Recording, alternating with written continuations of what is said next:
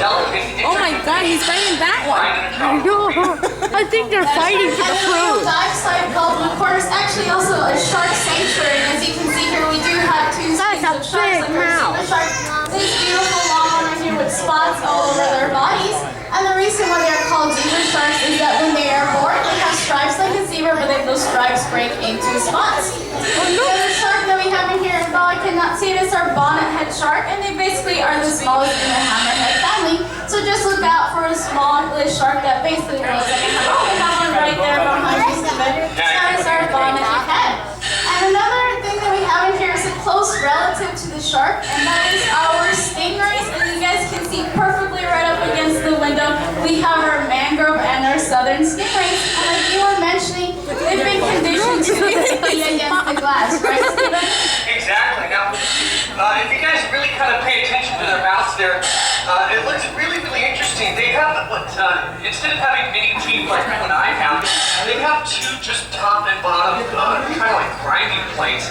And those are really meant, they're really adapted well for what they're going to be eating. Because down on the ocean floor in the bottom there, you're going to find a lot of little hard-shelled creatures, sometimes some clams, some mollusks.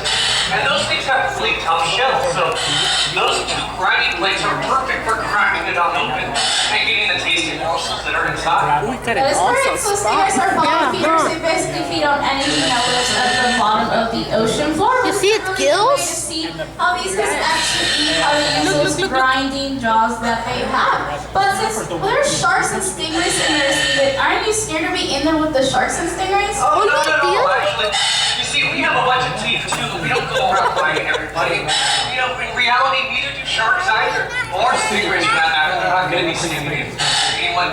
Actually, stingrays only will use their stingers on their tail as a defensive mechanism. And a lot of times, I recorded how I they're really eat. accidental stings around here in the local waters because, well, they're on the bottom, and we might step on them, and they feel that they're trapped, and they just want to get away.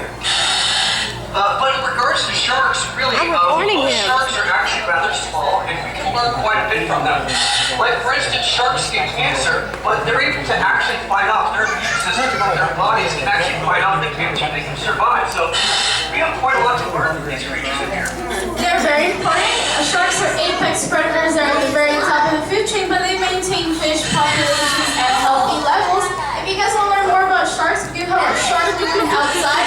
You guys will also have a chance to touch these amazing creatures. And another really cool thing about sharks and stingrays is they have no bones in their bodies whatsoever. They are cartilaginous fish, meaning their entire skeleton is made out of cartilage.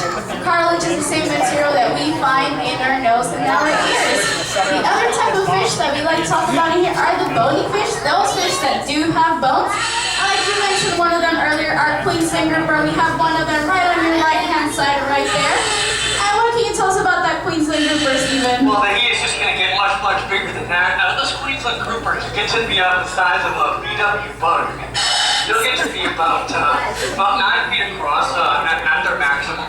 And they can live to be about 80 years old. So, they, you know, I've seen a lot of really cute kids in here. When you guys come back here with your families, this same thing will be there. A really interesting thing about it, if you watch how they feed, they're kind of ambush predators. And by that I mean that they don't move very quickly, but they're able to open their mouth really big, and that causes a giant action. So we have to be careful to feed them, because if we don't watch out, they'll suck our whole arm into their mouth.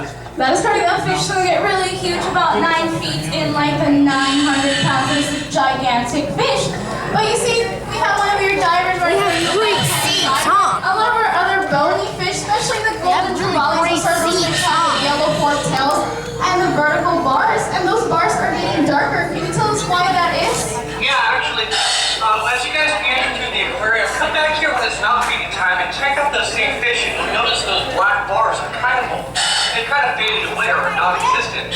These black bars on the side of our golden trevally here actually are a way of communicating to each one of them that, hey, come on over here, there's food over here, and each one of them sees that, and that's why we refer to them as the bifurcates of our exhibit. That is kind of also heard from the other divers that they can get pretty aggressive during feeding time. Is that correct? Exactly.